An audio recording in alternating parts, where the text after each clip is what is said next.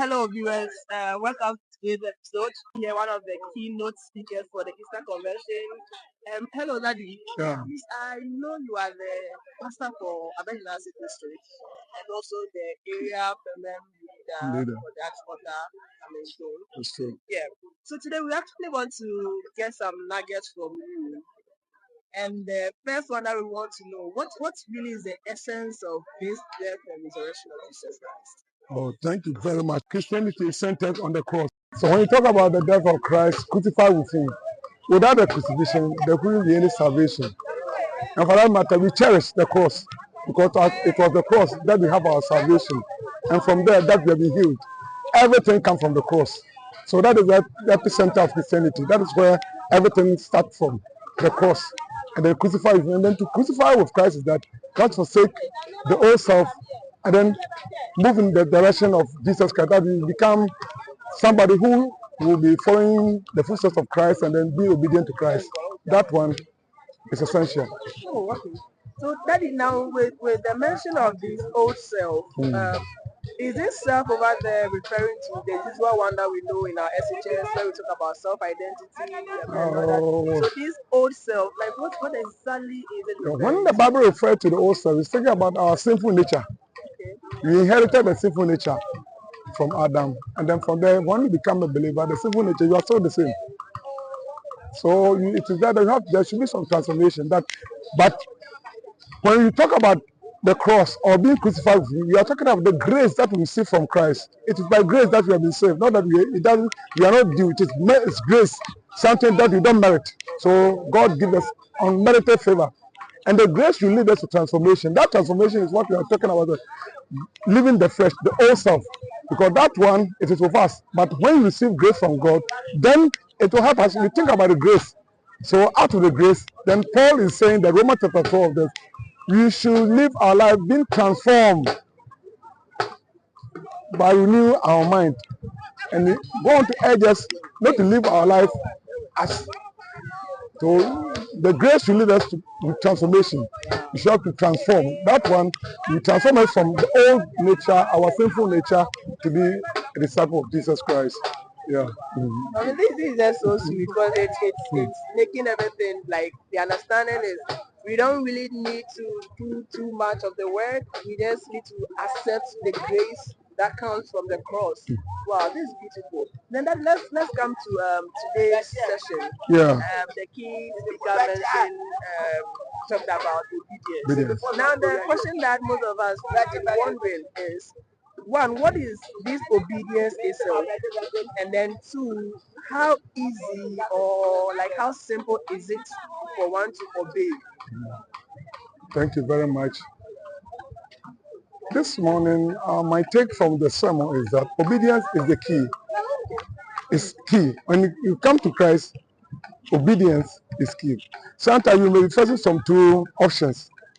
This one, you look at it, maybe it's like in the Old Testament, when Lord looked at the land, he saw that it was very beautiful.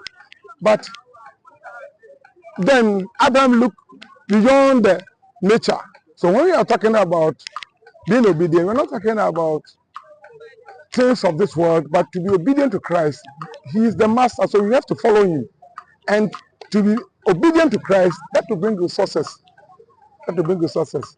And he made mention of that Jesus, if you love me, obey my commandments. So if we are talking about be obedient to commandments of God, and that one, there is assurance that God will be with us.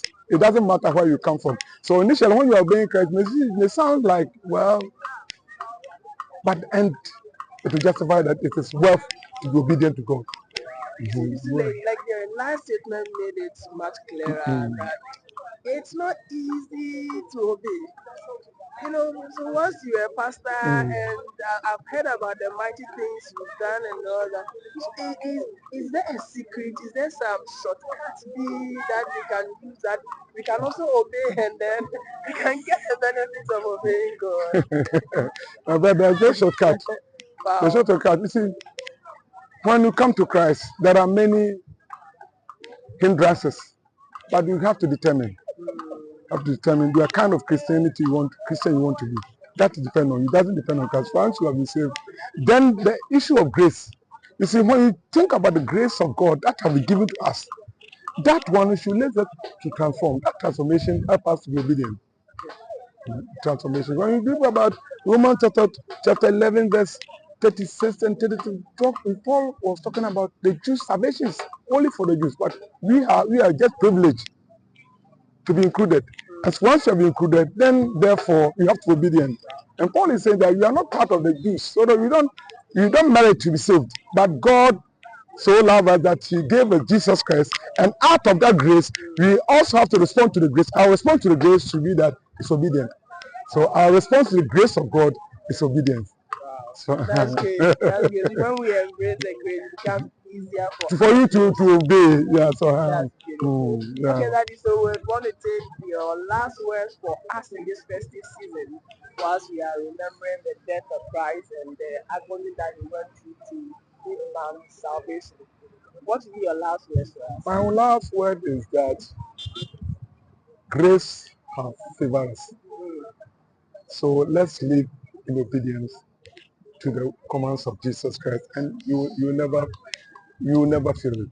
You will never feel it. Once you move in obedience to God, there are many things that can come our way, but you should determine what kind of Christian you want to be. Once you get the foundations right, then you can continue. It doesn't matter the hindrances. Then you continue until God bless, and then you'll be blessed. Hallelujah. So you see, they went through many stages.